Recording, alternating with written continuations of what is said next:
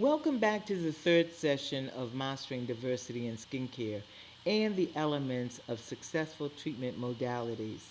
In the last session, we covered the model skin type and established that Hispanics and Latino has the firmest skin of all ethnicity, and generally their skin type is oily. We went over how to document your assessment findings on an analysis form. Then we created a treatment plan using what was documented from that form. This helped create our protocols and develop a home care regimen for your client to purchase. Next, we discussed the hierarchy of treatments. Uh, the question was, should we treat the skin type or should we treat the skin condition first? From answering this question, we developed the first treatment protocol for the client and the ongoing treatments to discuss with that client. It was emphasized that the treatment plan was only a guide and the information is not set in stone. Treatment plans can be adjusted accordingly to what the skin needs. So, to find out what the skin needs, you are required to perform a skin analysis at every visit. Hello, I'm Pamela Springer. Statistics shows that 80% of the American population has had acne in their lifetime. Among the 80%, 20% of them have had severe forms of acne resulting in scarring. The skin of color also determines the skin complication that can develop due to acne vulgaris.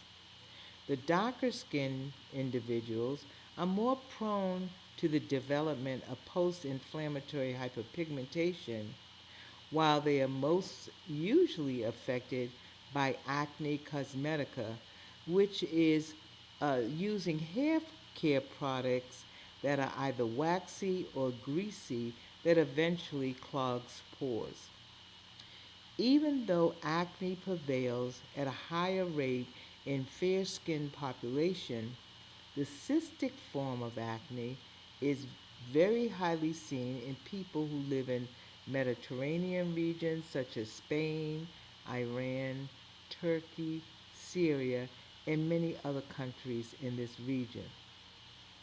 For this session, we will go over the few papules seen on the model's face. But let's begin with hyperkeratosis, which is the dead cell buildup. Hyperkeratosis is the thickening of the surface of the stratum corneum. It can develop under the influence of several factors, including hormones, vitamin A deficiency, exposure of the skin to harmful chemicals, or mechanical factors such as friction or pressure. The thickened stratum corneum makes the sebum clog the pores and creates a favorable environment for the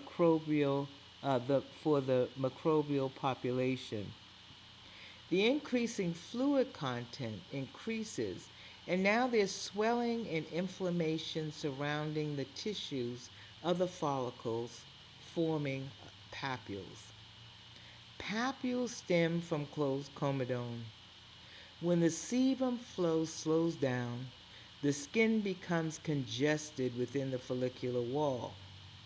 The sebaceous gland continually pumps oil, but if there is a plug, the content within the wall cannot escape. Eventually, the follicle cannot accommodate that trapped debris, and the walls start to expand. The bacteria begins to feed on this debris and releases a toxic material within the wall, which causes irritation that you see on the outer layer of the skin. There's a reaction, and the blood signals the white blood cells to fight this infection. papules are not to be extracted.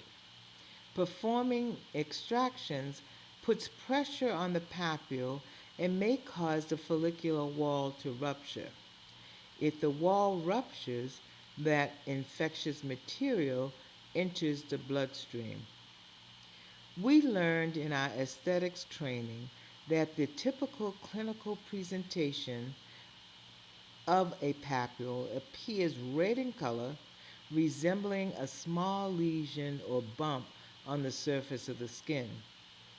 Not so in darker skin tones. The erythema is visible only in light to moderately pigmented skin. The inflammatory response of the post-inflammatory hyperpigmentation is seen on the elevation of that uh, bump or pimple above the skin surface. So, how do we manage papules? Generally with a topical therapy. For instance, salicylic. Salicylic is a beta hydroxy acid commonly used to treat non-inflammatory acne lesions or comedones such as blackheads and whiteheads. This ingredient can be found in many lotions, toners, and cleansers produced on the market, and they can be bought without any prescription.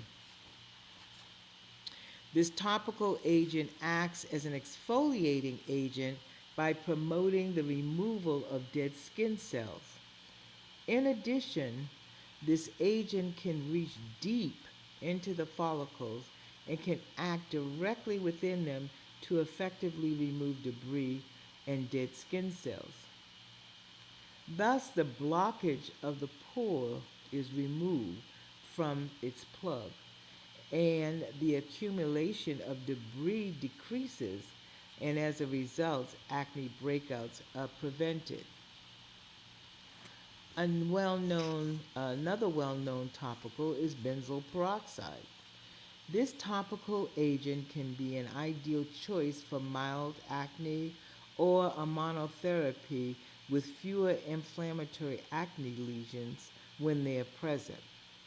This topical agent can also be used along with an antibiotic therapy in order to decrease the resistance of a microbe, which is the P. acnes bacterium. It also can be used in the combination therapy of more severe forms of acne vulgaris. But you must be cautious because this may irritate a skin of color individual, causing hyperpigmentation. Another great topical would be your retinoids. Uh, this is derived from vitamin A. The agent has a high effectiveness in the treatment of acne. While it can be effectively used in the treatment of mild to moderate forms of acne, it works by inhibiting the growth of the cell and of the sebaceous glands. It also inhibits the maturation of cells of the skin and the sebaceous glands. This mechanism of action, when we talk about the topical retinoids, keeps the pores open by preventing a blockage of the pores or from the cellular debris from exfoliation of the scales of the follicle. Another great ingredient or topical is mandelic acid, which is derived from the bitter almond. It is a very effective ingredient for acne as well as hyperpigmentation. Some of the benefits of this larger molecule of AHA, alpha hydroxy acids, are the ability to gently penetrate the skin and kill bacteria. It calms irritated skin, helps heal breakouts, fades post-acne dark spots, and dark patches seen especially in sun-damaged skin. It promotes new skin cells for a smoother texture, bringing back that youthful glow, that glow that we're all trying to get. Another effective topical is your evening primrose oil. The oil is primarily used to balance the hormones. However, the high vitamin E and the fatty acids that is in the evening primrose oil accents an important agent that can fight against acne vulgaris. The usual dose is a daily dose between of 2 to 4 grams. Chemical peels are excellent for acne vulgaris. Peels with glycolic acid, and as we mentioned previously, salicylic acids can be used.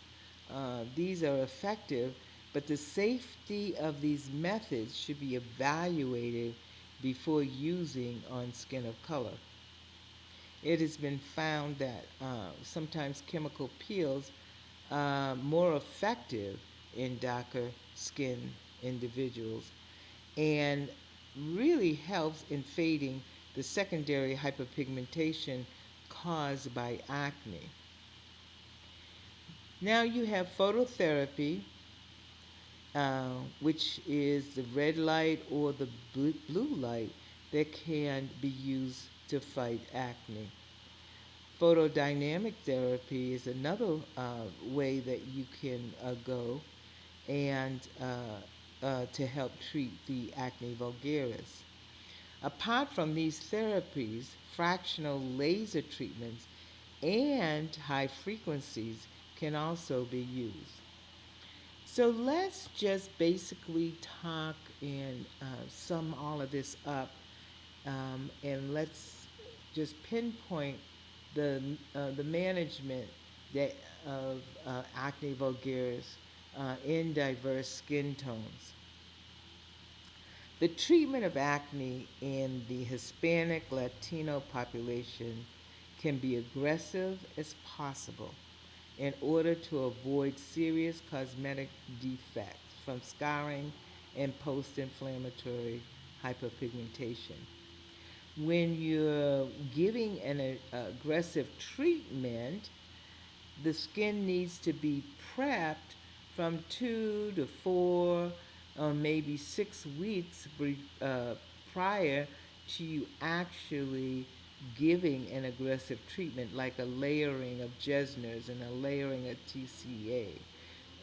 We want to make sure that that melanocyte um, doesn't overreact to the heat of these acids and cause post-inflammatory hyperpigmentation.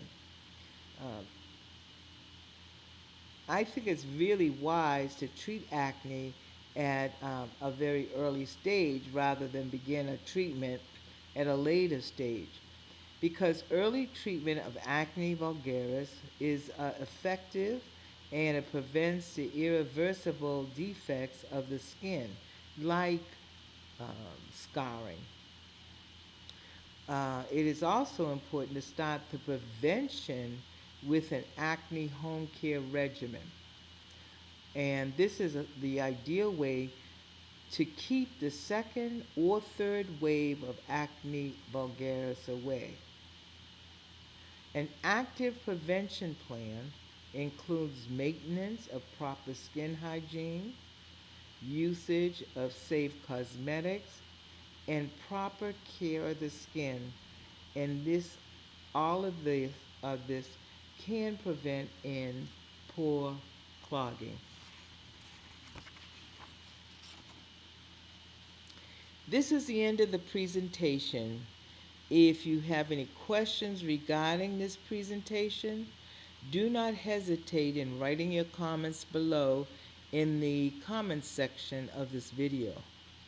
Or you can join our Facebook group, Don't Be Afraid of the Dark, and add your questions from the link below. Our next session will explore the different forms of hyperpigmentation seen on the model skin.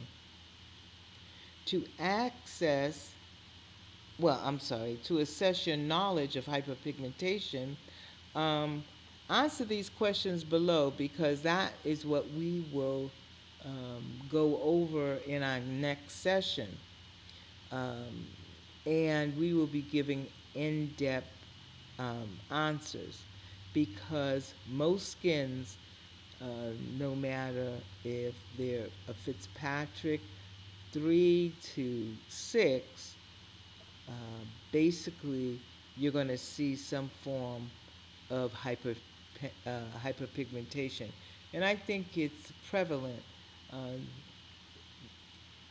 I think hyperpigmentation is prevalent in most estheticians' practices. Thank you for the opportunity to bring you this information, and I will see you. Well, I won't see you, but I can check in on the next session.